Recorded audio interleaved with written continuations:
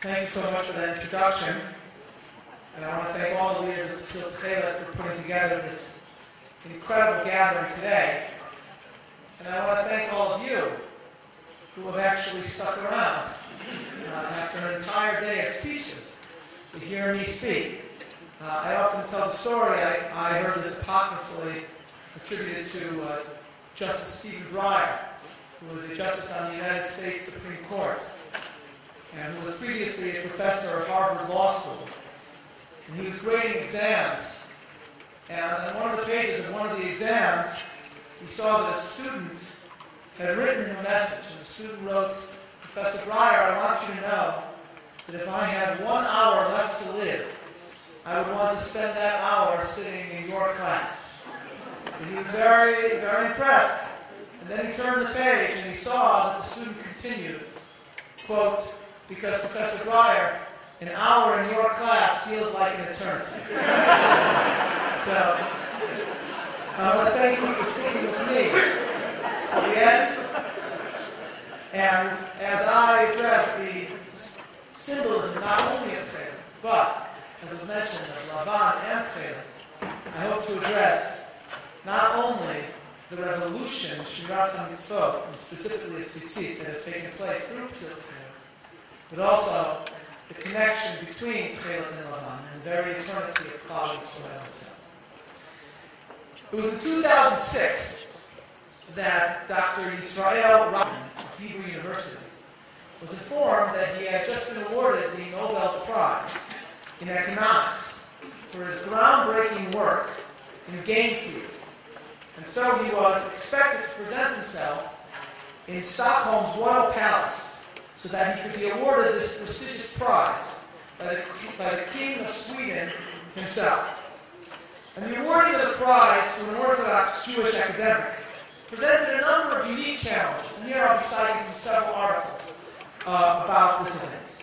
First, each Nobel laureate was allowed to invite 16 guests. For the almonds with 5 children, 19 grandchildren, 2 great-grandchildren, not bringing the ganze Mishpacha was unthinkable. Fortunately, Harold Pinter, Nobel Laureate for Literature, declined to come and gave his 16 spots to the almonds. So that was Hashkachak Tzitzit. Then there was the royal banquet. The Swedish royal family insisted that any kosher food be indistinguishable from that eaten by all the other guests, but the menu of the Swedish chef was a state secret.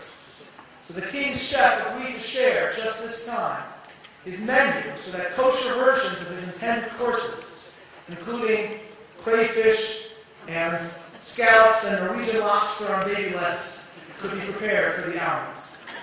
But the most interesting challenge lay in the dress code for the ceremony. As one article describes, quote, "Every male present at the award ceremony, including the almond's 7-year-old grandson, is required to wear tails and a white bow tie." This is a fancy tuxedo. This was provided by the Nobel Foundation. Since the Torah forbids wearing shatnez, Professor Alman realized that he would have to have these garments checked for shatnez. And this required having the chief rabbi of Sweden pick up one of these outfits and bring it to Israel where it could be checked with a microscope in one of Yerushalayim's many shatnez labs. And the examination revealed that indeed these tuxedos did have shatnez. And so we are further informed, the Alman solved this problem by renting shatnez-free formal wear from an Israeli agency and had it flown to Stockholm for the ceremony. And this makes sense, because Israel has long been known as a great source for formal attire. And the truth is that one of the most striking stories, I think, theologically that I've seen in some time, is this one. Because shatnez, of course, is singled out by Chazal as a paradigmatic chok, a mitzvah which we perform without any understanding necessarily as to its ultimate purpose. And it was the Rav Yosef Dov Soloveitchik, in his landmark essay called Majesty and Humility, where he described 2 distinct human personalities, what he called elsewhere in his essay, The Lonely Man of Faith, Adam the first and Adam the second. For Brisker, nothing is simple. Everyone else heard of Adam HaRishon. We have not only Adam HaRishon, but also Adam HaSheni. Adam the first is majestic. He seeks to fulfill God's instruction in Gan Eden, Milah Ta'aretz Chifshua. He seeks to conquer the world, achieve scientific breakthroughs, cure disease, build cities and countries, and serve as HaKadosh Baruch Hu's partner in creation. But then there's Adam II, man who is ever aware of his finitude, who seeks not to conquer, but to find his roots, and who finds fulfillment not in majestic achievements, but in humbling himself before his omnipotent, omniscient Creator. Yahadut recognizes both identities as being inherent within our nature, both willed by God. And Rav Soloveitchik further notes that in the Torah, the union of Mishpat and Chok, that itself together represents the majesty and humility of human nature and the human mind. The existence of Mishpatim and their roots in natural law signifies the extraordinary intellect with which man has been gifted by God. And yet, Rav Soloveitchik writes, quote, precisely because of the supremacy of the intellect in human life, the Torah requires at times the suspension of the authority logos. Man defeats himself by accepting norms that the intellect cannot assimilate into its normative system. The Judaic concept of chok, he writes, represents human surrender. A man burdens himself with laws whose rationale motif he cannot write. End quote. Soloveitchik further noted this with regard to Talmud Torah, which is self-premised on the extraordinary abilities of the human mind, especially in studying Shas. And yet he told the story that he once asked his father why so many times throughout Shas, an extended halakhic discussion ends with an unresolved question, with Tekhelet. Why didn't Chazal resolve it? Rav Soloveitchik as a child asked his father. And his father, Rav Moshe Soloveitchik, my great-grandfather, told his son, the Gemara left certain questions unresolved in order to communicate. Weil Yid muss wissen, als die Sachen muss wissen. Das Adam tzarich ladat, sheyesh dvarim shelo yadeh. And Rav Soloveitchik concluded that das ist nicht nur ein Yisod in Halacha, das ist ein Yisod in Korayim. This is not only a principle in the study of Halacha, but is one of the foundations of our faith. So here you have someone like Robert Allen, who has lived the life of the mind, whose very center in Hebrew U, as the article told us, is that, as the article tells us, the name of the center is the Center for the Study of Rationality, who entered academia and achieved fame and fortune entirely through his intellect, through pure thought. According to one of the articles about Professor Allen, when he was lying on a couch, perhaps on Shabbat afternoon with his eyes closed, his wife would say to the children, "Don't bother Allen, he's working." Pure thought. Now, at the pinnacle of his achievements, when he's being honored by the King of Sweden for his intellectual insights, then he obeys Shatnez, whose very essence embodies the notion that there is many a thing that the human mind, no matter how gifted, cannot comprehend. Think of this dialectic of a man receiving the Nobel Prize, and not a Nobel Prize that anyone can win, like the Nobel Peace Prize, but a real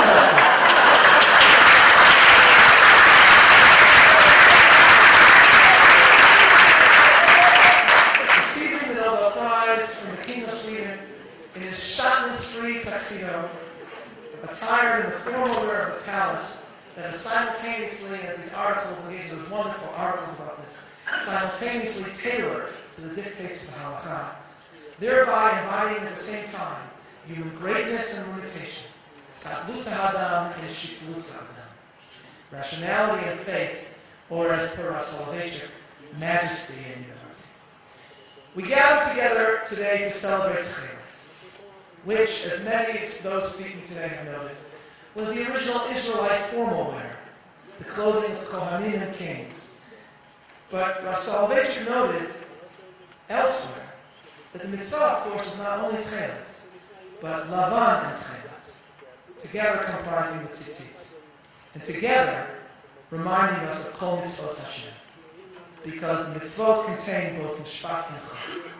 Only taken together do the tzitzit embody the Torah and this very dialectic within man and within the experience of Judaism itself.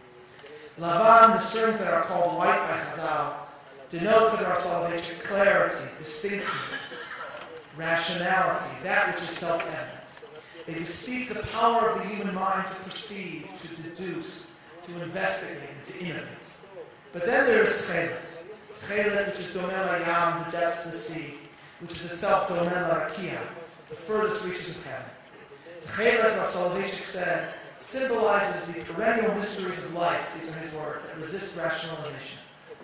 Rav Soloveitchik pointed out that the very blueness of the sky is due only to our distance from which we observe it. In his words, while the color white refers to the clearly perceptible, Tekhelet refers to a realm that is only barely grasped. Or as I would add, it is a reminder of what Hamlet said to Horatio, that there are more things in heaven and earth than are dreamt of in your philosophy. And I would add as well that it's striking that specifically Tekhelet, that overrides in Halacha, in Mitzvah of Shatnez itself, both in the B'dei Kuna and the Doraita, when we have the beggar of our Baknafot that's made out of linen. So Shatnez itself is a chok, Tekhelet represents the most mysterious conceptions and the very limits of human intelligence and understanding. For centuries, if not millennia, Klal Yisrael wore tzitzit that was purely lavan, purely white. Lacking Tekhelet, they relied on the opinion, which is normative according to most Rishonim, that Tekhelet ina ma'akevet lavan. That without Tekhelet, one can still fulfill the mitzvah with lavan. That opinion, the opinion of Rav Yehuda, that Tekhelet ma'akevet lavan and lavan ma'akevet Tekhelet, that opinion, Rav Soloveitchik said, may not be normative halachically, but it remains true philosophically. Lavan and Tekhelet united together, only then embody the Torah. The reason and the mysterium tremendum taken in tandem represent the others. We're now able to understand how the story of Tekhelet's return in our age is actually represented by this mitzvah itself. For the story of the rediscovery of Tekhelet is a story of Lavan and Tekhelet, of Adam the first and Adam the second, of science and service of faith, of the joining of Jewish ingenuity and covenantal loyalty, the utilization of worldly knowledge in solving a millennia-old mystery, and thereby allowing us to fulfill a mitzvah. And is there any better person to embody this message, this combination of majesty and humility, of worldliness, and the seeking of our roots than Rav Herzog? This was a man of science and letters who traveled all over the world and who was the chief rabbi of Ireland, a country which, as one of his successors, or Emmanuel Jacobowitz would put it, he said he was the chief rabbi of Ireland, a country that was 93% Catholic, 7% Protestant, and the rest was Jewish. I can't actually help quoting here. How did this? You only get this if you're from America. How many people here are Americans? Raise your hands. If you're Canadian, that counts too. So you all know, you heard of Yogi Berra, of course, yes? For those Israelis who don't know, Yogi Berra was a philosophical genius. So he famously was told that the mayor of Dublin, Ireland, was Jewish. So he said, the mayor of Dublin is Jewish, only in America. So here we have a man who represents worldliness, who stood before President Roosevelt. And as a student, and yet, as a student in London 100 years ago, in the capital of what was then the greatest empire in the world, his thoughts turned not to modernity but mystery, to the royal purple and blue of a people exiled from their land long ago, a people with whom he would return, and ultimately lead as Rav Rashi. It's therefore so striking that Tekhelet Lavan, or Kachova Lavan, became the colors and the symbol of the state that he ultimately served as Rav Rashi. When he was asked, according to one of the articles, what was most memorable about his Nobel experience, Robert Alman cited the seeing the blue and white of the flag of Israel flying over the royal palace. Interestingly, as the article notes, this was also a memorable moment for Israel's first Nobel laureate, Shai Agnon, who said to his wife, did you ever dream that you would see the flag of Israel flying over the royal palace? And Agnon's wife said, I don't really have dreams about flags. In truth, Rav Soloveitchik's explanation of the union in blue and white and tzitzit allows us to better appreciate not only the resurrection of Tekhelet in our times, but the fulfillment of the dream of Jewish sovereignty itself. Zionism in its secular incarnation was predicated on the majestic ability of the people to achieve even the impossible in Tirtzu and Zohar. And it was indeed an immense and majestic human achievement. the return of a people to their land, making the desert bloom, creating a flourishing modern state, a mighty military, a source of scientific breakthroughs, and now what my friend Dan Seymour calls the startup nation, a country that I believe has won more Nobel Prizes per capita than the United States. A true testament to Jewish ingenuity. Yet for all the famous photographs in this country's history, the most mifursan of all is not an image of military conquest, or Israeli Nobel laureates receiving their accolades, or Ben-Gurion declaring the Israeli independence, or Begin signing the Camp David Accords. It is not a photo of Israeli generals or scholars or prime ministers, but of simple soldiers in David Rubinger's photograph, standing staring up at the newly liberated Har HaBayit in Kotel HaMaravi. As another friend of mine writes, Yossi Chaim Halevi, as he puts it, for all the majestic achievements of the modern state of Israel, this image endures, writes Yossi, because, quote, because of the humility it conveys. At their moment of triumph, the conquerors are themselves conquered. Many of the paratroopers, Yossi tells us, identify themselves as Israelis first, Jews only a distant second. And yet, as one paratrooper put it, at the wall I discovered that I'm a Jew. Yossi further writes that in this photo, the paratroopers, the epitome of Zionism's new Jews, stand in gratitude before the Jewish past, suddenly realizing that they owe their existence to its persistence and longing. To put it slightly differently, those soldiers at the Har HaBayit realized, as Rav Soloveitchik said in his analysis of tzitzit, that only a nation sustained by Tekhelet, meaning sustained by faith, by emunah, at a time when all rationality indicated otherwise, only such a people could have been motivated to reconstitute a state in the land of their fathers after 2,000 years of exile. The story of Israel itself is thus captured truly by the Lavan and the Tekhelet of the Israeli flag, because Israel is a symbol of both human achievement and divine mystery. Zionism sought in statehood the normalization of the Jewish people, the end of anti-Semitism. In the end, it achieved anything but that. Israel is a flourishing modern democracy, but it's also a reminder of the mystery of Jewish chosenness. As the historian Paul Johnson points out, in the 20th century, over 100 completely new independent states came into existence, but Israel is the only one whose creation can fairly be called a miracle. Israel, in other words, truly is Lavan and Tekhelet, simultaneously a modern democratic marvel, and also a reminder of the mystery that is the endurance of the Am HaNivchar.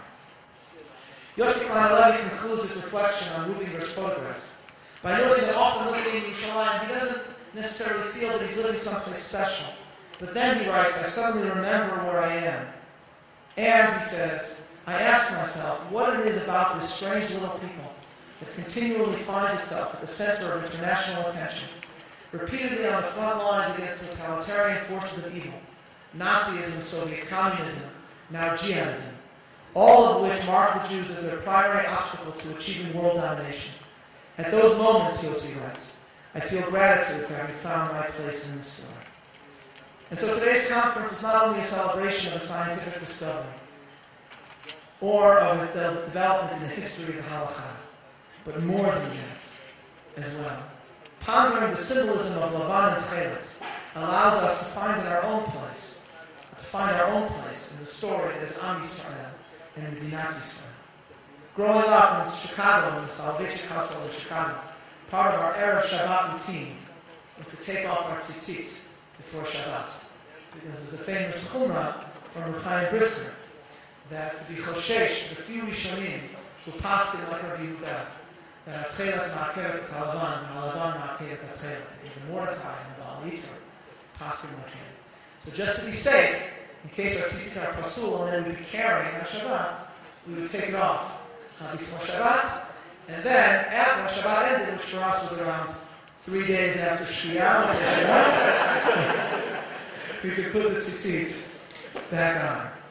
Soloveitchik family are not all associated with Ren Tekhelet. The truth is, we have always remembered the Shita of Rabbi Yehuda, that Tekhelet ma'akevet et halavan, the halavan ma'akevet et Tekhelet. The halakha may not be in accordance with this Shita, but I would propose it as a suggested metaphor for the future of the flourishing, for the future of the state of Israel. Tekhelet ma'akevet et halavan, the halavan ma'akevet et Tekhelet. To truly flourish, Israel must embody both majestic ingenuity and humbling mystery. It must make manifest Lavan, flowering of Jewish genius, many more Nobel Prizes, many more occasions for the flag of Israel to fly over the royal palace of Sweden. But also Tekhelet. Israel is a symbol of Jewish chosenness, Jewish endurance, and please God, a source of many more miracles yet to come. Thank you for having me.